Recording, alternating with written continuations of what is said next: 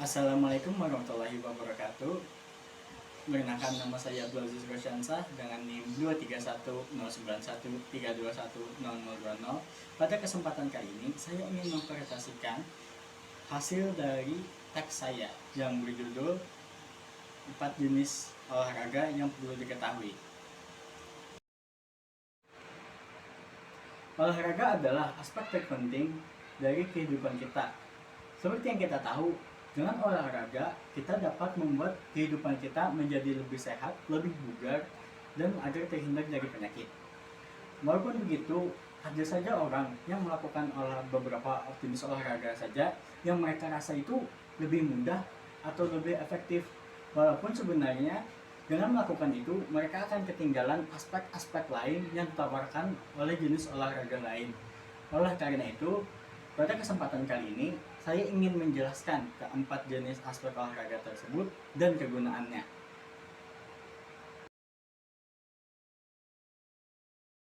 Nah, jenis olahraga pertama yang akan saya jelaskan dan nanti akan saya praktikkan adalah jenis olahraga aerobik. Jenis olahraga aerobik adalah jenis olahraga yang berguna untuk mempercepat detak jantung dan pernapasan dan penting bagi banyak fungsi dari tubuh kita. Nah, ini melatih jantung dan paru-paru Anda dan meningkatkan daya tahan tubuh Anda. Oleh karena itu, olahraga ini penting untuk dilakukan. Nah, latihan aerobik juga membantu relaksasi dinding pembuluh darah, menurunkan tekanan darah, membakar lemak tubuh, menurunkan kadar gula darah, mengurangi peradangan, dan meningkatkan mood. Dikombinasikan dengan penurunan berat badan, ini juga dapat menurunkan kadar kolesterol jahat. Dalam jangka panjang, latihan aerobik mengurangi resiko penyakit jantung, stroke, diabetes tipe 2, kanker payudara, dan usus besar, depresi, dan terjatuh. Nah, untuk waktu latihan aerobik, diusahakan untuk melakukan aktivitas intensitas sedang setidaknya 150 menit per minggu. Dan menurut saran saya, dapat melakukan latihannya setengah jam setiap hari untuk hasil yang lebih optimal. Nah, beberapa jenis olahraga aerobik yang dapat kita lakukan adalah contohnya jalan cepat, berenang, jogging, bersepeda, menari, atau kelas aerobik langkah. Nah, dalam saat ini akan saya contohkan salah satu jenis aerobik, yaitu lari di tempat. Nah, untuk posisi cara berlari di tempat yang benar, kita harus menggunakan posisi awal berdiri tegak dengan kedua kaki rapat dan lengan di samping tubuh. Nah, terus tekuk siku dan ayunkan lengan sambil mengangkat lutut. Nah, terus lakukan lihat lurus ke depan dan jaga perut agar tetap kencang. Nah, bernapaslah dengan aman dan jangan mengepalkan tangan. Nah, ini adalah salah satu cara latihan aerobik, yaitu jalan di tempat. 3. Latihan kedua yang perlu kita lakukan setelah aerobik adalah latihan kekuatan. Seiring dengan bertambahnya usia kita, tentu saja kekuatan otot kita akan berkurang. Namun, dengan latihan kekuatan ini adalah berfungsi untuk membangun kekuatan otot kita lagi. Nah, latihan kekuatan membangun kembali secara teratur akan membantu Anda. Setelah latihan aerobik, latihan kedua yang perlu kita lakukan adalah latihan kekuatan. Seiring dengan bertambahnya usia kita, tentu saja kekuatan kita akan terus berkurang. Nah, fungsi dari latihan kekuatan ini adalah untuk membangun atau mendapatkan kembali kekuatan yang hilang waktu seiring dengan bertambahnya usia kita. Nah, latihan kekuatan secara teratur akan membantu Anda merasa lebih percaya diri dan melakukan tugas sehari-hari, seperti membawa bahan makanan, berkebun, dan mengangkat benda yang lebih berat dari sekitar rumah. Nah, memperkuat otot tidak hanya membuat Anda lebih kuat, tetapi juga merangsang pertumbuhan tulang, menurunkan gula darah, membantu pengendalian berat badan, meningkatkan keseimbangan dan postur tubuh, serta mengurangi stres, nyeri pada punggung bagian bawah, dan persendian. Nah, seorang ahli terapi fisik atau pelatih pribadi bersertifikat dapat merancang program latihan kekuatan yang dapat Anda lakukan 2 hingga 3 kali seminggu di gym, di rumah, atau di tempat kerja. Kemungkinan besar mencakup latihan beban seperti squat, push up, dan lunge, serta latihan yang melibatkan resistansi dari beban pita atau mesin angkat beban. Penting untuk merasakan kelelahan otot di akhir latihan untuk memastikan Anda melatih kelompok otot secara efektif. Nah, saya akan mencontohkan salah satu latihan kekuatan ini adalah squat jump atau jongkok. Nah, untuk tahap pertama, posisi awal kita berdiri. Pertama, kita buka kaki selebar bahu, kedua belah tangan di pinggang, terus turunkan badan. Nah, ulang itu sebanyak 12 kali setiap hari. Setelah 2 olahraga tersebut kita lakukan, olahraga ketiga yang penting kita lakukan adalah perenggangan. Nah, perenggangan itu membantu kita untuk menjaga fleksibilitas diri kita. Kita sering mengabaikan hal itu karena kita merasa otot-otot kita itu lebih sehat, tapi saat semakin bertambahnya usia kita, semakin kaku otot kita, semakin kesusahan kita dalam bergerak, dan baru saat itu kita menyadari bahwa seberapa pentingnya perenggangan otot itu. Nah, dan juga salah satu resiko untuk tidak melakukan perenggangan adalah mengecilnya otot dan membuat otot tidak berfungsi dengan baik. Nah, hal ini meningkatkan resiko kram dan nyeri otot, kerusakan otot, ketegangan, nyeri sendi, dan terjatuh, serta mempersulit aktivitas sehari-hari seperti membungkuk untuk mengikat sepatu.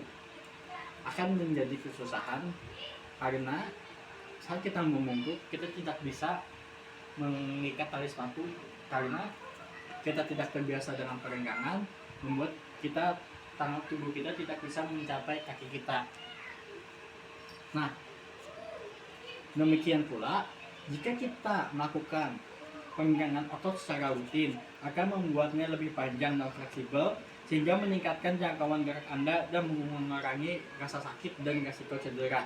Jadi seharusnya jika kita sering berolahraga, kita bisa saja sepertinya ingin mengikat tali sepatu dari posisi seperti ini hanya dalam bertunduk, kita melakukan ini tanpa masalah, tanpa rasa sakit, karena otot kita sudah fleksibel, lebih panjang gitu, lebih enak kalau kita melakukannya.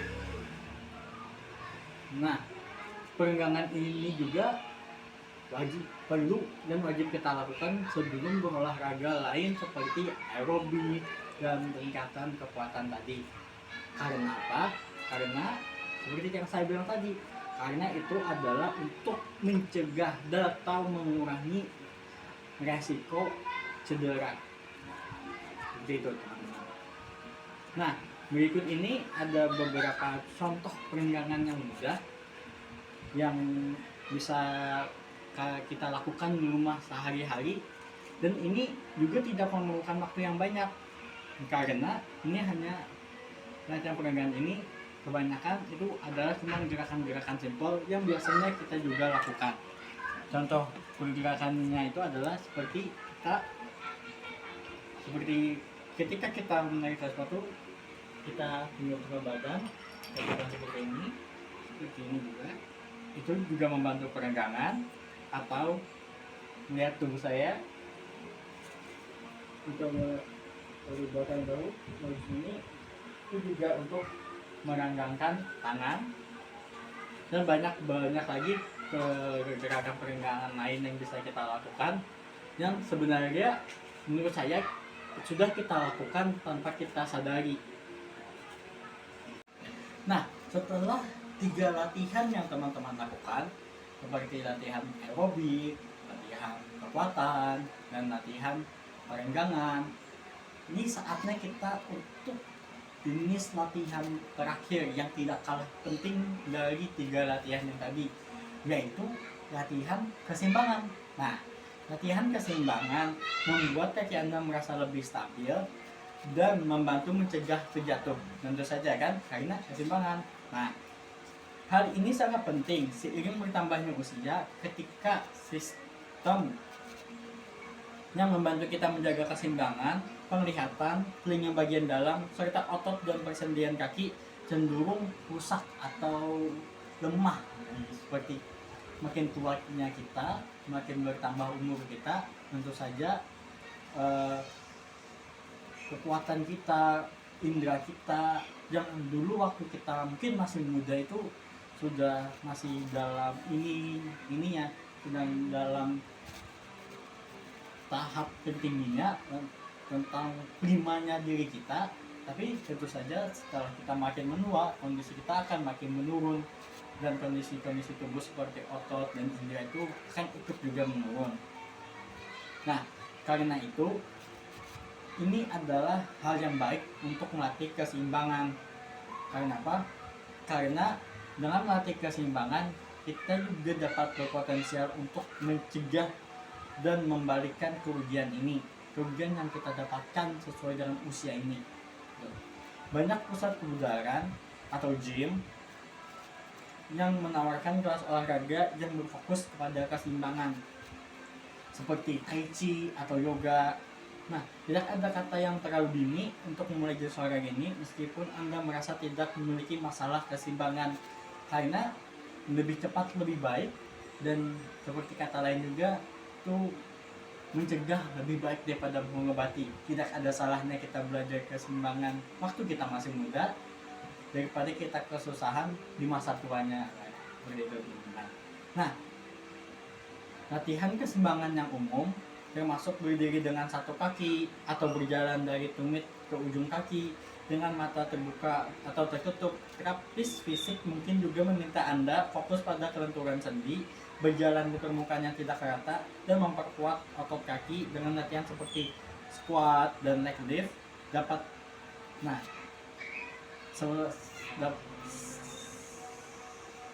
Nah, ini adalah salah satu contoh olahraga keseimbangan yang ingin saya contohkan. Latihan keseimbangan ini juga tidak hanya fokus untuk keseimbangan saja teman-teman, tapi juga bisa melatih kelenturan. Nah, seperti yang saya contohkan di kelenturan tadi, salah satu yang bisa kita lakukan adalah mengangkat lutut sambil berdiri. Nah, mengangkat lutut sambil berdiri ini tidak hanya melatih keseimbangan, tapi secara bersamaan juga melatih perenggangan, karena kita juga pada saat yang bersamaan merenggangkan kaki kita.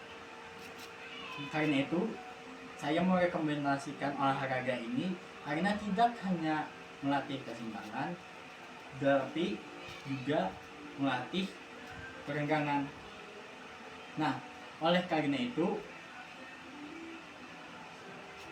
terima kasih telah menonton video saya. Sekian dari saya, mohon maaf jika ada kesalahan kata, tutur bahasa, atau perilaku saya yang tidak mengenakan, mohon dimaafkan. Sekian dari saya, wassalamualaikum warahmatullahi wabarakatuh.